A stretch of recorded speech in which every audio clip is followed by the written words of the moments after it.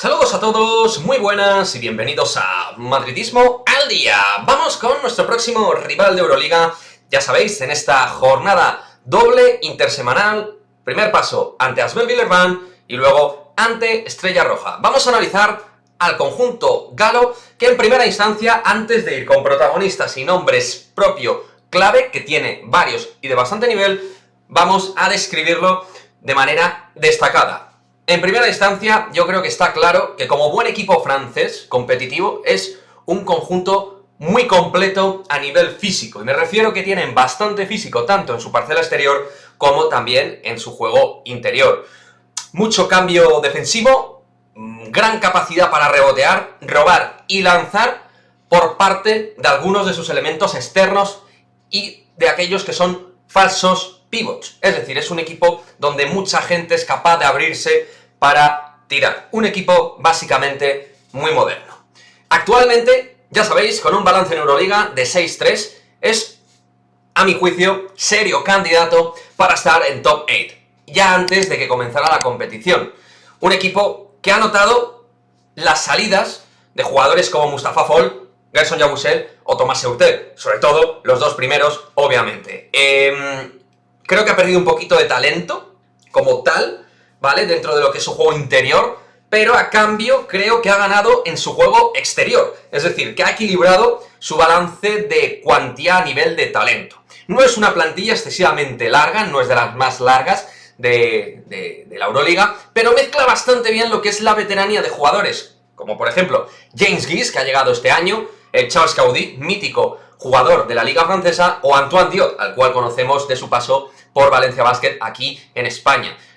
Mezcla bien con respecto a jugadores de proyección alta en Euroliga, como Dylan Osetowski, que hizo una grandísima campaña en Eurocup, Kostas Antetokounmpo, uno de los hermanos Antetokounmpo, Moustapha Fall, que no es Moustapha Fall, pero es un pivot realmente grande y que sabe intimidar bien, y sobre todo, aquí va la clave, y estos dos son los que le están dando ese salto cuantitativo y cualitativo como equipo. Chris Jones y Eli Okobo, al cual, ya sabéis, hemos analizado en este canal, evidentemente, porque había supuestamente sonado de cara a la próxima temporada para el Real Madrid. Desde luego, seguro que no solo el Real Madrid, muchos equipos se van a fijar en este tío porque tiene muchísima calidad y ahora lo vamos a definir un poquito.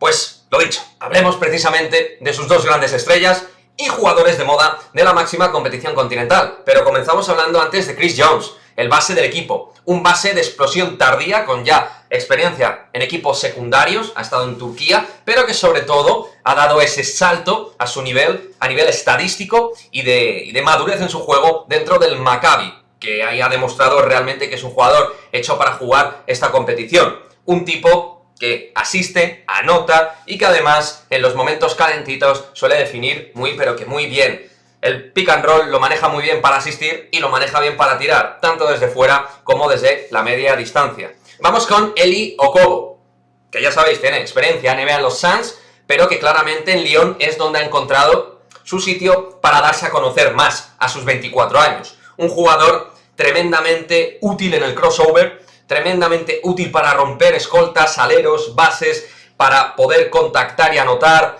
para generarse sus propios tiros, para correr carretones en los bloqueos y buscar desde su velocidad una buena salida de lanzamiento. En definitiva, un tipo pluscuamperfecto y un mete puntos de manual. Ahora mismo de los mejores escoltas de Europa. Ambos explosivos y ágiles para tirar, agresivos de manos en ambos lados de la pista y definidos como dos jugones que asisten y anotan sin freno.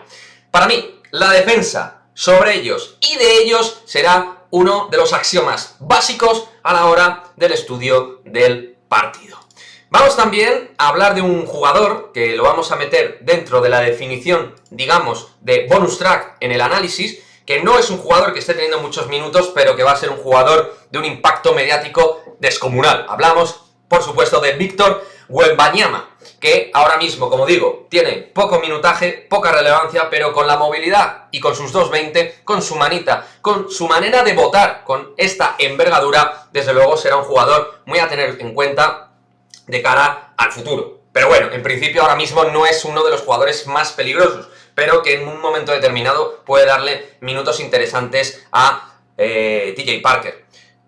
Y luego vamos a cerrar, si os parece, después de haber hablado de sus estrellas, con dos tipos que me parecen muy importantes, que son jugadores que anotan fácil, que además defienden bien y que suelen darle ese pegamento competitivo. Hablamos de William Howard y de David Lady, de los cuales ya tenemos constancia de la temporada anterior.